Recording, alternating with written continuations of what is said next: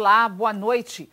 O último censo do IBGE revelou que no Brasil, por ano, são realizados 977.620 casamentos. Por outro lado, 243.224 casais conseguem o divórcio. Muitos voltam a se casar, mas não com o papel passado, como se costuma dizer. Hoje em dia, a maioria prefere apenas a união estável. E o que ocorre é que as pessoas não se preocupam em juntar provas da referida união. E assim, quando precisam, acabam tendo problemas para receber, por exemplo, a pensão da Previdência Social. Pensando nos milhares de brasileiros que podem estar vivendo uma situação assim, os juízes da Turma Nacional de Uniformização da Justiça Federal aprovaram uma mudança na concessão do benefício. O direito à pensão pós-morte é o tema do ponto de vista de hoje. Para tirar as suas dúvidas sobre como vai funcionar e quem de fato tem direito à pensão, nós estamos recebendo o advogado em direito previdenciário, Paulo Perazzo. Boa noite, Paulo, e muito obrigada por ter aceitado o nosso convite. E eu vou logo pedindo para que você possa esclarecer que, de fato, que mudança foi esta no pedido de pensão pós-morte. Boa noite, Eliane. Boa noite a todos que estão em casa. A grande mudança é a seguinte: a Turma Nacional de Uniformização entendeu que apenas as provas testemunhais convincentes são o elemento básico para se conceder uma pensão por morte. O caminho de você conseguir uma pensão por morte nem sempre é fácil. As pessoas vivem na informalidade e aí não juntam documentos. Quem não casam, para começo de história. Depois, não tem correspondência em comum. Muitas vezes as pessoas nem têm correspondência em casa. Imagina a quantidade de pessoas que moram em favelas, em zonas rurais, que não têm acesso, por exemplo, a uma correspondência, que é uma das provas materiais. Por exemplo, eu sempre indico, coloque a conta de energia no nome do marido, a conta de água no nome da mulher ou da companheira. Por quê? Porque num caso de necessidade, mostra-se que o companheiro e a companheira tinham o mesmo endereço. Isso já é uma prova, morar no mesmo endereço. E aí, muitas vezes as pessoas nem endereço têm, moram em favelas ou em zona rural. Ou então, tá tudo no nome do marido, ou tudo no nome da esposa. E aí, Eliana, não é raro a gente encontrar pessoas que, mesmo vivendo 10, 20 anos, não tem uma prova sequer, prova documental, que viveram juntas, tá certo? Muita gente conhece, a vizinhança inteira conhece, o pastor da igreja conhece, o padre conhece, o delegado da cidade conhece que os dois vivem como marido e mulher, todo mundo na cidade sabe, mas na hora de provar, com provas documentais perante o INSS, a gente até ajuda, a gente pega uma lista de documentos. Olha, você tem, por exemplo, certidão de filhos em comum? Alguns têm, outros nem isso têm, não registraram os filhos. Outros, a gente pede fotografias, tem gente que nunca tirou uma fotografia juntos. Nunca tirou uma fotografia, os dois juntos. Vocês foram padrinho e madrinha de alguma criança numa igreja, num casamento, alguma coisa? Não tem. Então, são pessoas desprovidas de formalidades, vivem uma vida informal, moram juntos, têm filhos juntos, mas aí vivem uma vida tão informal que não tem provas documentais, documentos eu estou falando, para provar ao INSS. Ou seja, não tem a conta da luz ou a conta da água, como você sugeriu, não tem a escritura da casa, não tem fotos, né, não tem a correspondência, nem imposto de renda, não tem nada que comprove fisicamente um documento que ali se trata de um casal, ou marido e mulher, ou um casal, pelo menos assim, que estão juntos há 10, 15, 20 anos. Exatamente. Então, isso dificulta muito. Para você ter ideia, no INSS, a pessoa normalmente passa por um assistente social. Procura o INSS, olha, minha companheira morreu, meu companheiro morreu, e eu quero minha pensão. Então eles dão uma lista de documentos e dizem o seguinte, olha, arrume pelo menos 3 provas. 3 provas. E 3 provas materiais. Materiais, documentos. E aí eu já vi gente dizer, olha, eu tenho uma certidão de casamento. É uma prova. De casamento não, desculpe, Eliana, de filhos. Eu tive filhos em comum com essa companheira. Então, tá aqui uma prova. tem uma conta da luz e da água, 2 provas. E não tem a terceira prova. Então essas pessoas, isso a gente cansa de ver, elas nem conseguem dar entrada formalmente no benefício previdenciário de pensão por morte. Por quê? Porque às vezes o servidor do INSS não deveria ser assim, ele deveria receber. Mas muitos deles dizem o seguinte, olha, se você não tem 3, se você tem apenas 2 provas, você não pode nem dar entrada formalmente, formalizar, pegar, protocolar, ter um número de processo. E eu sempre falo isso para as pessoas. É importante que tudo no INSS seja por escrito. Eu vou pedir por escrito, eu quero uma resposta por escrito. De boca, nada. E aí o que a Justiça Federal fez agora foi modificar essas exigências. Inclusive, foi uma decisão revolucionária pelo seguinte motivo. Não era só por parte do INSS que a gente via isso. A gente via isso por parte dos juízes federais e dos juízes estaduais que, às vezes, assumem a posição de um juiz federal. Por exemplo, vara de assento de trabalho, ou então varas do interior do estado, que às vezes assumem essa função de juiz federal. Então o que é que acontece? Muitos juízes, eu já vi, já presenciei, já tive vários casos desse jeito, se a pessoa não levasse provas documentais, eles também negavam. Se você está numa situação como essa não é uma lei, é uma determinação dessa turma nacional de uniformização, que já está em vigor há uma semana, né? Exatamente. Se acontecer de você chegar, dessa senhora ou senhor, chegar lá no posto do INSS, quero dar entrada no meu pedido de pensão, e eu trouxe aqui, eu tenho as minhas testemunhas, porque é assim a orientação, o que foi mudado. E o INSS não aceitar. O que essa pessoa tem que fazer? O primeiro ponto que a pessoa deve fazer, ligar para o 135, agendando o seu dia para ser atendido no INSS. A primeira coisa. Porque a partir do agendamento se conta os atrasados, se formaliza, começa a formalizar a relação que vai existir. Então a melhor opção é telefonar 135, anotem esse número, 135, e não ir direto ao posto. Não pode ir, tem que primeiro agendar, até porque se você for direto ao posto sem estar agendado, você não vai ser atendido. Não vai ser atendido. Se você tiver provas documentais, leve, não quanto mais juntar, melhor, não é para a pessoa dizer, não preciso levar não. Se você tiver, leve. Agora, se você não tiver, você vai ter que, olha, eu só tenho provas testemunhais. E aí, a orientação que eu vou dar é essa. O INSS não pode se negar de boca a dar entrada no seu benefício.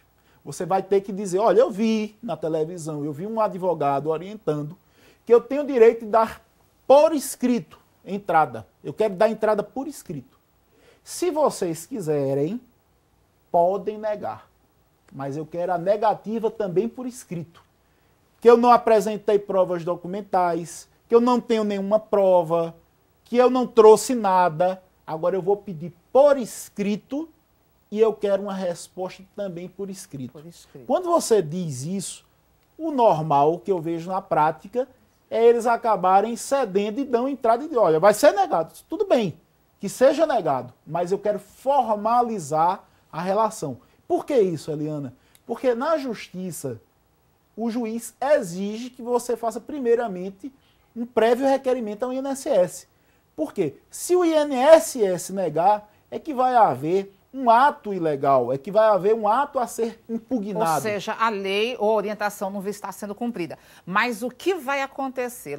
A gente só vai contar logo depois. A gente vai para um breve comercial. Antes, eu quero dar uma informação. O Brasil é o país no mundo que mais gastou com pensões por morte em 2011. O equivalente a 100 bilhões de reais. 100 bilhões de reais é muito dinheiro.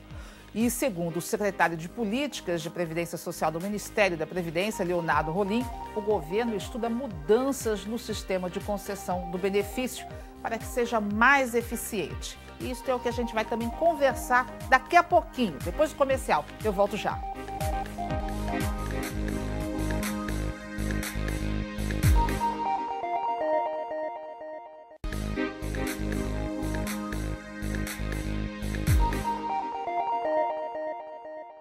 E no ponto de vista de hoje, estamos recebendo o advogado de direito previdenciário Paulo Perazzo, que fala sobre a mudança no direito à pensão pós-morte. Paulo, você estava explicando o seguinte, se a pessoa chegou lá no INSS, no posto da Previdência, levou as testemunhas, para depois de ter agendado uma data, né?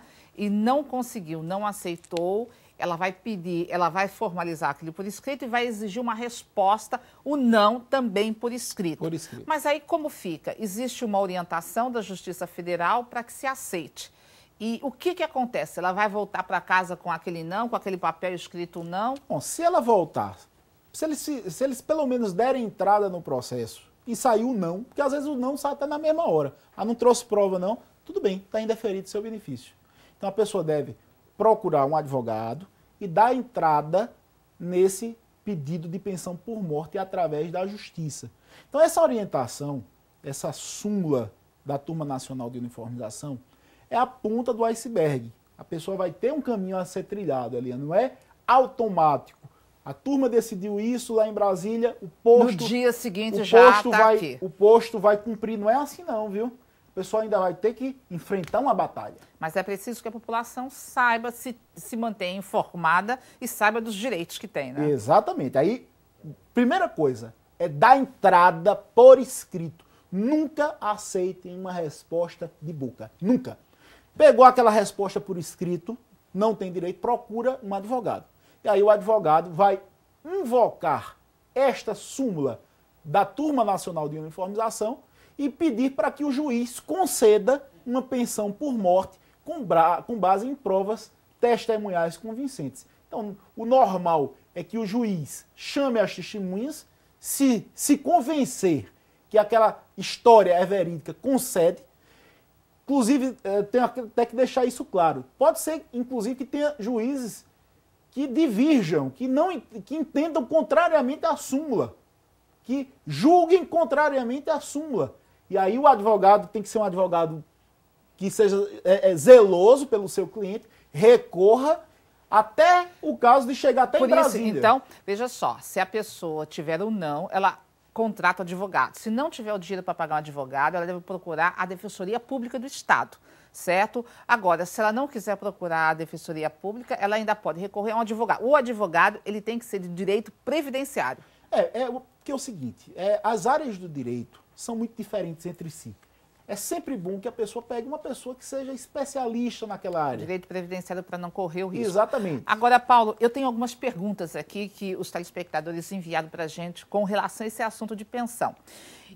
Carmen Soriano, que é de Boa Viagem, pergunta o seguinte: em relação à divisão de pensão, a mulher com qual o homem foi casado durante toda a vida descobre, após a morte do marido, que ele tinha outro relacionamento com uma mulher que resolve entrar. Aí, esse outro relacionamento, a mulher resolve entrar com um pedido de pensão no INSS, visto que ele tem mais 2 filhos com esta pessoa, um menor e outro maior. Todos eles vão ter direito à pensão? Os filhos, sim, desde que sejam menores ou inválidos, têm direito, sim, à pensão. Filho é filho, não importa se de uma mulher ou da outra. Agora, quanto à mulher, há uma divergência ainda, não se chegou a uma unanimidade se as duas têm direito. Alguns juízes entendem que sim, que tanto a esposa legítima como a companheira, que é uma espécie de poligamia aceita, tá certo? Então, pelos três, muitas vezes a esposa conhece a situação da concubina. E aí ficam os três passam uma semana lá, uma semana cá. Alguns juízes, Eliana, hoje entendem que só dá direito à esposa, porque a outra era uma concubina e a concubina não deve ser prestigiada na divisão da pensão. Já outra corrente da jurisprudência, como eu falei, ainda há um conflito. Então vai depender do juiz. Do juiz. Isso não é uma questão que está fechada.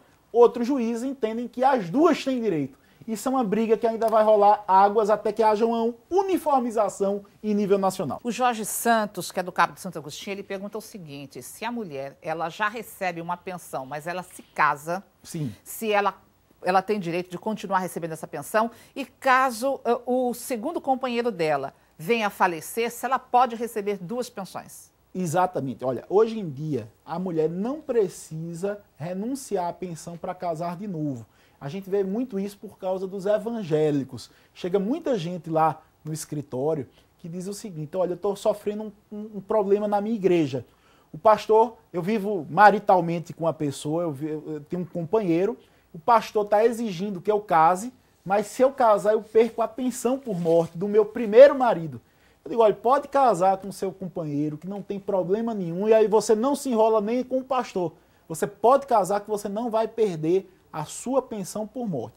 Agora, caso o segundo companheiro venha a falecer, ela vai ter que optar entre a primeira ou a segunda. Ela não pode receber as duas. Então, ela vai optar pela que for mais alta e aí recebe a mais alta. Tá. Nós temos aqui o Paulo Cambrainha, de Moreno. Ele pergunta o seguinte, o valor da pensão, quando tem que ser dividido, quando tem esposa, tem filhos, ou tem uma companheira que foi fora do casamento, o valor para cada um é dividido com base em quê? Como é feito esse cálculo? É rateado em partes iguais. Por exemplo, se ele tinha uma mulher e 9 filhos, então vai ficar, se ele recebia um salário mínimo, cada um vai receber R$ 62, porque o salário mínimo é 622, são 10 dependentes e os 10 recebem em valor igual. Então, se divide o valor que ele ganhava pela quantidade de dependentes que ele tinha. Tá. Nancy Vieira de Cavaleiro pergunta aqui pra gente qual o procedimento para dar entrada no benefício da pensão. Mas aí você já explicou, né? Liga o 135, guardem esse número, 135, para poder agendar e vai lá com os documentos, se você tiver, ou então tem que levar nesse dia as testemunhas? Não precisa levar as testemunhas no dia, não. Eles normalmente agendam um dia para levar a testemunha. Certo. Nós temos aqui a Fátima de Jesus de Olinda, ela pergunta, existe um valor específico para o benefício? Não, a pessoa pode ganhar de acordo com o que o segurado que faleceu contribuía. Se ele contribuir em cima do teto, normalmente vai ser um valor ou o teto ou próximo do teto. Se ele contribuía na metade do teto, um valor semelhante. Se ele contribuía em cima de um salário mínimo, um salário mínimo. Então, tudo decorre do valor de contribuição que o falecido ou falecida fazia ao INSS, Eliana. Agora, veja só, nós chamamos a atenção sobre que o Brasil, ano passado, gastou 100 bilhões de reais pagando a Previdência no Brasil, no país. E o Brasil é o país onde a Previdência é a mais cara do mundo. E existe um projeto que está tramitando no Congresso, lá em Brasília, para se rever esse valor de pagamento. Mudanças poderão ocorrer aí pela frente, Perazzo? Poderão, e de certa forma, Eliana, com alguma razão. Para você ter ideia, eu conheci, a pensão por morte, ela não exige carência. Então, existem brechas assim que são boas até para as pessoas, mas também a gente tem que pensar o país como um todo. Por exemplo, eu conheci um caso que uma pessoa estava com uma esposa em estado terminal e disse, eu vou começar a pagar o INSS dela. E aí pagou uma única prestação antes dela morrer, tá certo? Pagou no teto, no valor máximo. E aí esse homem está ganhando hoje quase R$4.000 por mês, R$3.916 por mês. Para o resto da vida, ele é relativamente jovem, ele tem 50 anos, então ele ainda vai viver aí 30 ou 40 anos. Isso é o que a gente vê, um homem que tem possibilidade de se cuidar.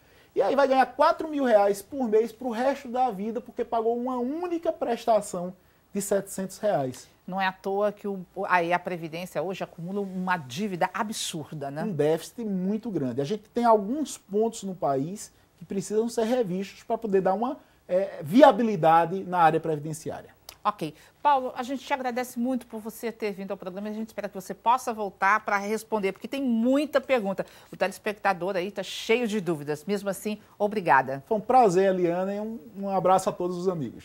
E se você tem algum assunto que gostaria de ver discutido aqui, entre em contato conosco pelo Facebook. É só acessar www.facebook.com/programa Ponto de Vista. E pelo Twitter você pode mandar seu recado para @PontoDeVista04.